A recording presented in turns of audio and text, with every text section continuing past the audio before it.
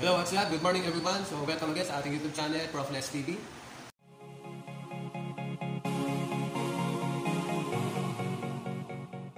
So ngayon naman ipapakita ko sa inyo, ituturo ko sa inyo kung paano gumawa or gumuhit ng isang semi-realistic na water droplets.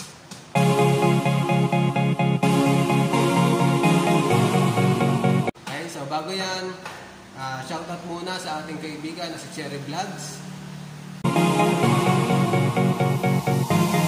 At saka si Vlogs with Co. So yan yung mga masusugid nating mga katropa na lagi nakatune in, katutok sa ating mga videos. Pwede nyo silang i-follow guys, nasa description link ang kanilang mga YouTube account.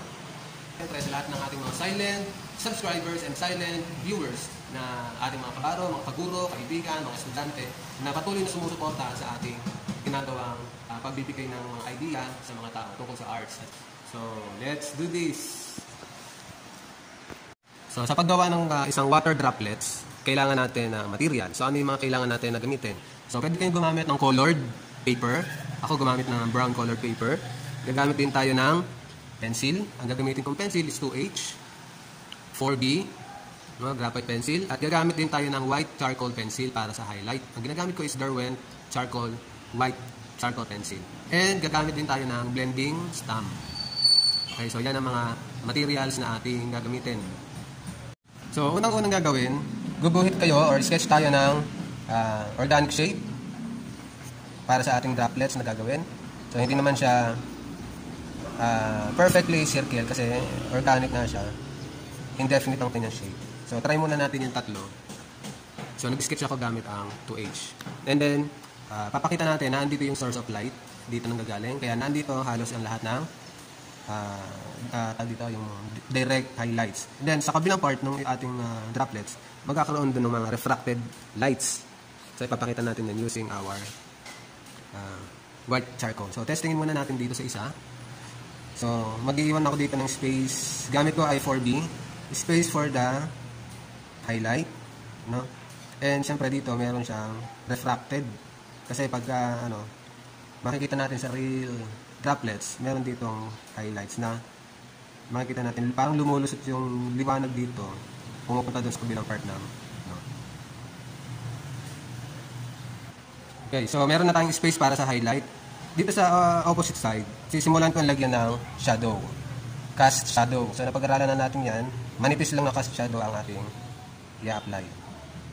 Yan. So manipis lang. Para makuha natin yung desired natin, shadow. So gamit ang blending stamp. I-spread out natin yung ating cast shadow. So, kaya manipis lang, kumakapal na yan pag na-spread out gamit ang blending stamp. Ayan. So, habang lumalayo sa object, nag-fade out siya. Ayan, nag-fade out. So, meron na tayong cast shadow, mamaya i-aan pa natin siya, i-finalize. Ngayon, dito sa tabi ng pinakang highlight, lalagyan din natin siya ng core shadow. Kung mapapansin nyo, ito yung pinakang line ng ating object. Meron din yung maliit or manipis din. Lalagyan din natin ng manipis na outside shadow or cast shadow. Ganun din ang process. So, manipis lang, ikalat lang natin siya using blending stamp. So, manipis lang ang kanyang nangyayari na. And doon, may part kayo doon na maiiwanan ng space. So, magagamit pa rin siya para magbigay sa atin ng illusion. Ayan.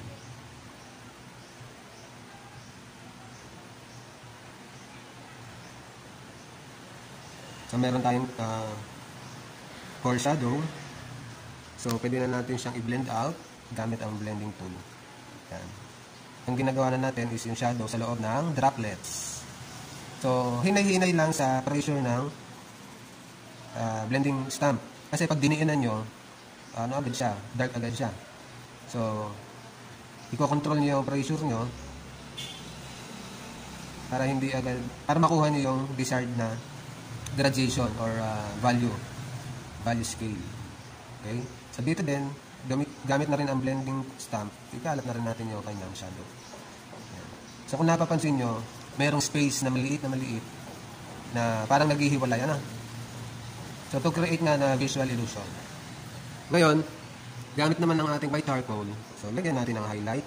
So since nandito yung source ng liwanag, ito yung pinakang direct na natatamaan ng kanyang liwanag. Ayan.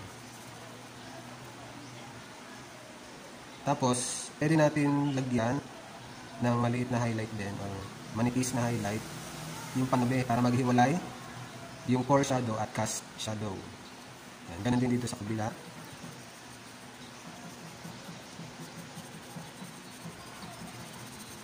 So, manipis lang ang aking pressure dyan.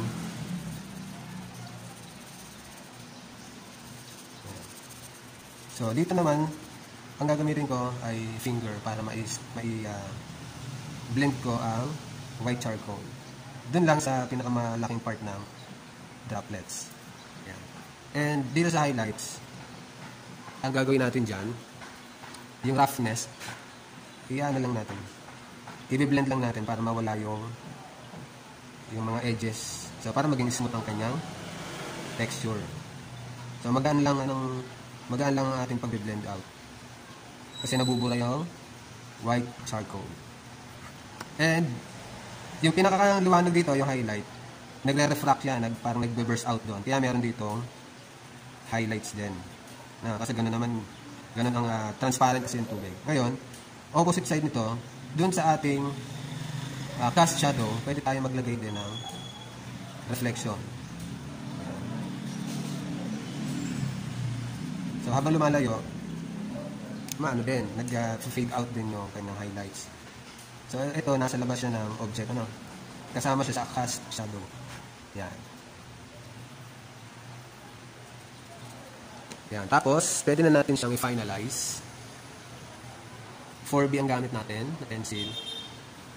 Para din sa mga darker parts na kailangan pang lagyan ng darker shades para mas magkaroon ng contrast. So, kailangan makokontrol kung hanggang saan lang yung dark area para magmukha siyang realistic droplets. So, nakaka-enjoy siyang gawin. So, I suggest i-try nyo rin po para maranasan nyo.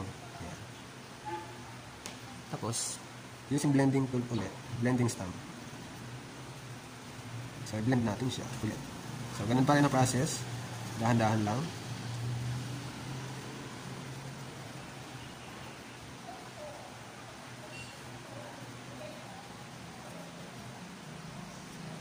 Yan. So, meron na tayong isang water droplet. So, gawin natin itong dalawa. Same process tayo. Dahil sa fast track tayo, para konti lang yung time.